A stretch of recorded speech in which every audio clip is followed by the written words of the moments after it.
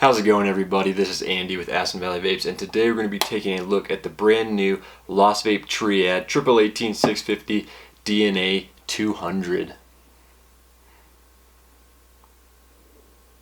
Now, we did just get this sample in from Lost Vape on Monday, so I'm not going to do a full review on it right now. If you would like me to do a full review next week after I've spent some more time with it, let me know. But like I said, this is just going to be more of a quick look, a little size comparison with the Releaux DNA200, and show you guys some differences between the two, but it's not going to be a full-on review. So the basics of this mod, it does have a EVOLV DNA200 chip in here, obviously.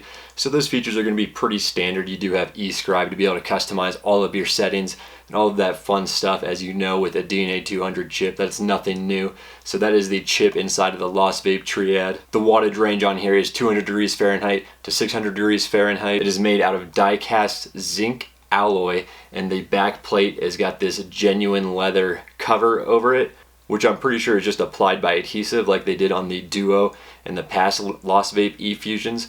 But it is genuine leather on here, and it feels great. And this does come in 3 colors. It comes in this yellow, brown, and then black. And I will show you all 3 different colors when we do the close-up here shortly. It does have a 510 connection with a spring-loaded nickel-plated brass pin on the inside. It does have an integrated 1 amp onboard charger for charging your batteries.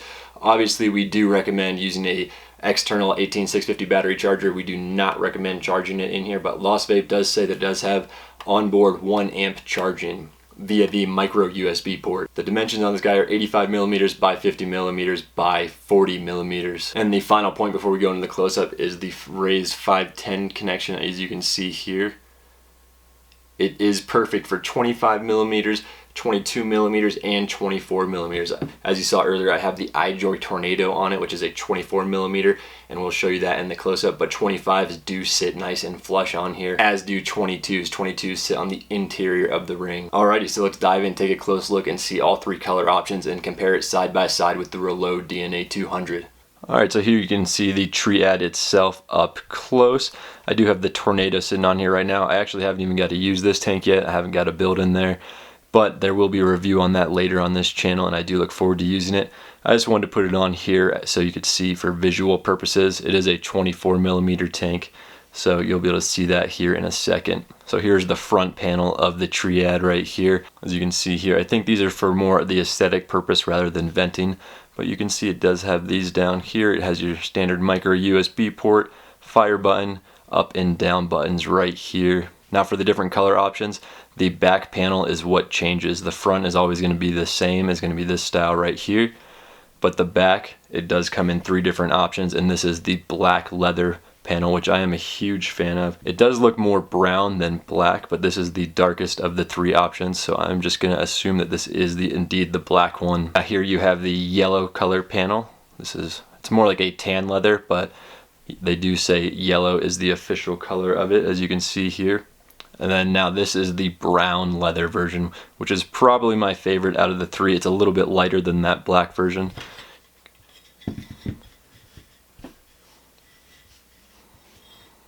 You can see all 3 color options here, and this brown is definitely my favorite so far. Not a big fan of the yellow, but it's still a good looking leather. And then here's the dark one more time. This is the one that they say is the black leather version. Here's the screen. Obviously it's not really anything new. It's your standard DNA200 chip inside of here. So if you do want me to do a full review, I can go into the screen a little bit more, but for now I just want to show you it screen on, see how it looks like right there. Let's take this off, take a look at the connection.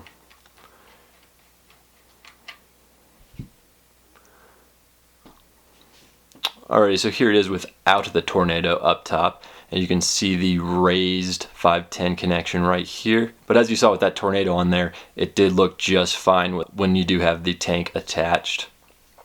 Now here you can see it compared to the Releaux DNA200. Very similar in size, as you can see. Overall.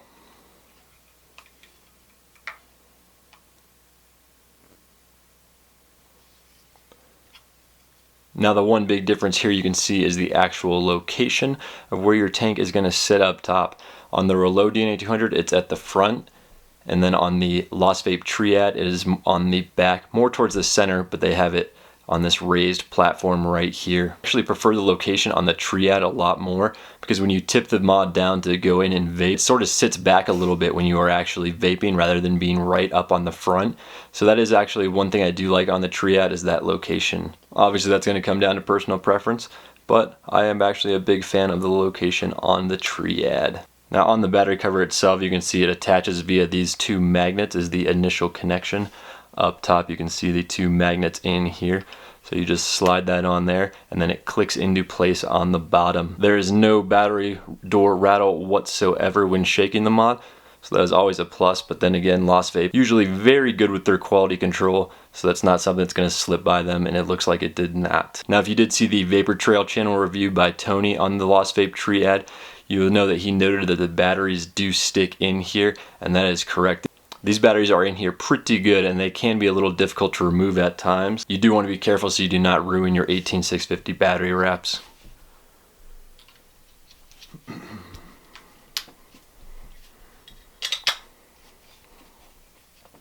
But it does look good. Once you have your tank sitting up top, this thing looks pretty sweet. Alright, let's bring it back up top and talk a little bit more about this Lost Vape Triad. Now that is pretty much going to wrap up this video. Like I said, it's not a full-on review. If you would like to see a full-on review, just leave a comment down below and I would be happy to do one for you guys in about a week after I've played with it some more, tested it out a little bit, done some of my own personal tests. But you do know it uses the DNA200 chip, which is a very solid chip, and it has been tried through and through. We do have this for pre-order right now on AspenValleyVapes.com. Today is May 10th and they're supposed to ship Monday of next week. We do have all three colors for pre-order, the yellow, brown, and black. And there will be a link in the description for that, as well as on the screen. Also on AspenValleyVapes.com, we have a giveaway going on for a Skelly 213 right now, and there will be a link in the description to enter that as well. If you guys did enjoy this video, it would be greatly appreciated if you did leave a thumbs up and subscribe to the YouTube channel. If you have any questions, vape related, triad related, or anything in general, just leave a comment down below and I'll be happy to answer them. I hope you guys all have a wonderful day, and vape on.